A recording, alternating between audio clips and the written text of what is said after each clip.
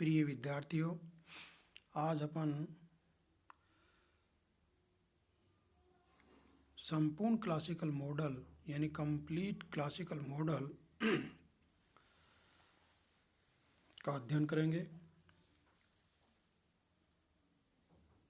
यानी कि संपूर्ण आय एवं रोजगार का क्लासिकल मॉडल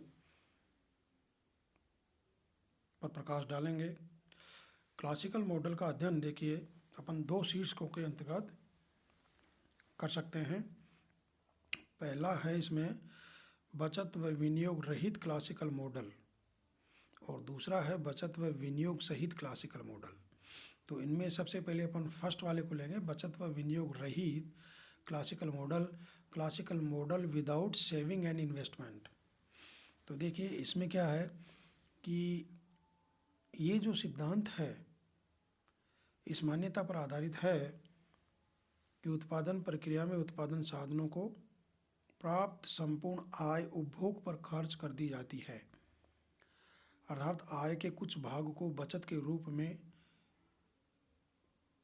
संचित नहीं रखा जाता है। सारी की सारी आय खर्च कर दी जाती है और साथ ही इसमें केवल उपभोग वस्तुओं को ही शामिल किया जाता है, विनियोग वस्तुओं को शामिल नहीं। तो देखिए बचत व विनियोग रहित क्लासिकल जो मॉडल है इसमें क्या है कि क्लासिकल अर्थशास्त्रियों के अनुसार संपूर्ण मुक्त बाजार अर्थव्यवस्था को दो भागों में बांटा जा सकता है। यानी कि पहला वास्तविक क्षेत्र और दूसरा मौद्रिक क्षेत्र।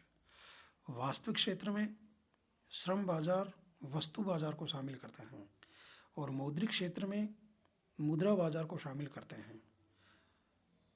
तो देखिए क्लासिकल अर्थशास्त्रियों के अनुसार ये दोनों क्षेत्र वास्तविक क्षेत्र और मौद्रिक क्षेत्र एक दूसरे से अलग अलग होते हैं, पृथक पृथक होते हैं। मुद्रा बाजार में परिवर्तन से यानी कि मुद्रा बाजार में किसी भी प्रकार का परिवर्तन होता है तो उससे उत्पादन एवं रोजगार बाजार यानी वास्तविक क्षेत्र पर कोई प्रभाव नहीं पड़ता है, लेकिन वास्तविक क्षेत्र में होने वाले परिवर्तन का मुद्रा बाजार पर प्रभाव पड़ता है। तो क्लासिकल अर्थशास्त्र के अनुसार यानी कि अर्थव्यवस्था में कुल उत्पादन व रोजगार के स्तरों का निर्धारण कुल उत्पादन फलन यानी Q is a function of N K T, जिसका अपन ने यानी कि उत्पादन फलन की अपन ने चर्चा कर चुके हैं।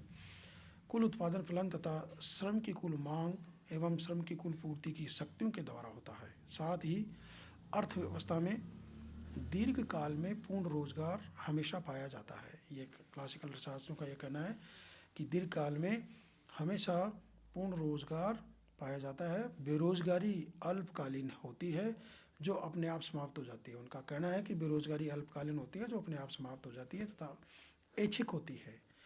मुद्रा विनिमय का माध्यम है तथा संचय नहीं किया जा सकता, यानी कि सारे लेन देन मुद्रा में ही संपन्न किए जाते हैं और जितनी आय कमाई जाती है वो सारी खर्च कर दी जाती है। यानी कि देखिए अब इसकी व्याख्या अगर अपन करें तो इसका डायग्राम के आधार पर इसकी व्याख्या कर सकते हैं अपन। यानी कि इसमें यानी कि इसके डायग्राम को भी यानी कि अलग अलग यानी कि वास्तविक क्षेत्र और मौद्रिक क्षेत्र दोनों में बांट करके डायग्राम बनाया जाता है।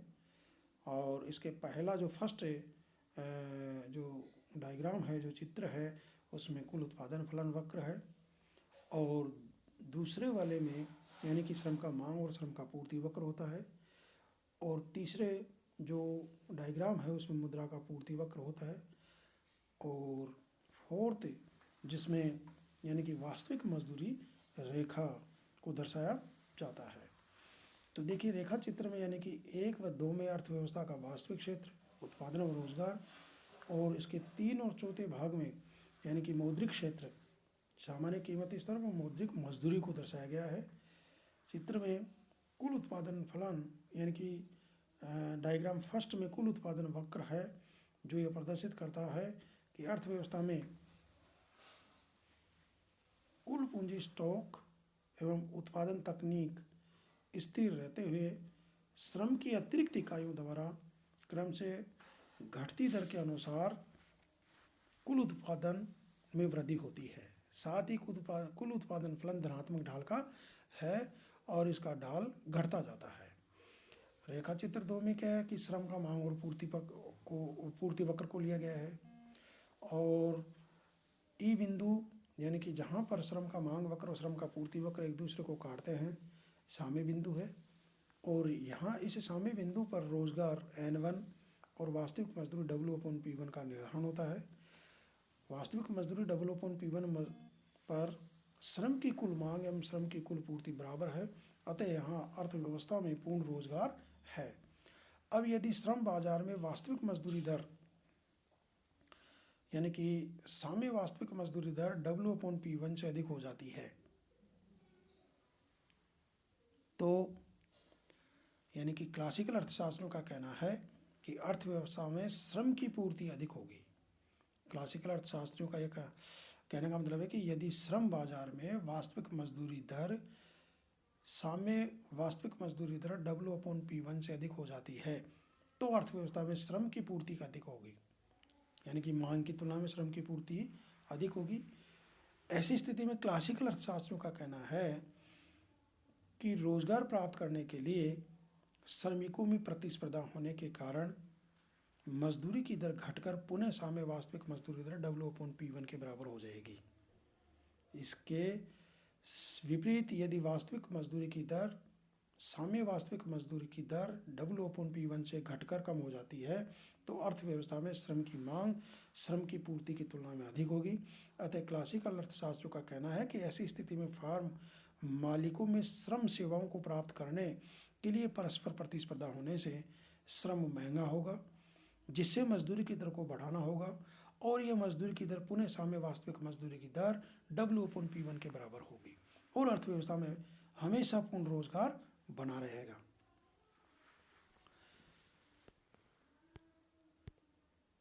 साथ ही उनका यह भी कहना है कि बेरोजगारी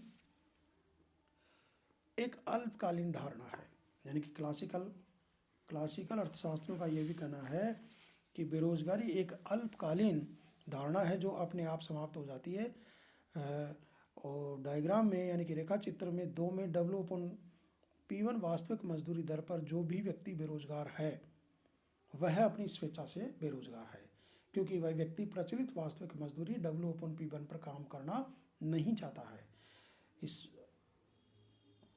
वह व्यक्ति जितनी मजदूरी की मांग करता है वह उसके श्रम की सीमांत उत्पादन से अधिक है।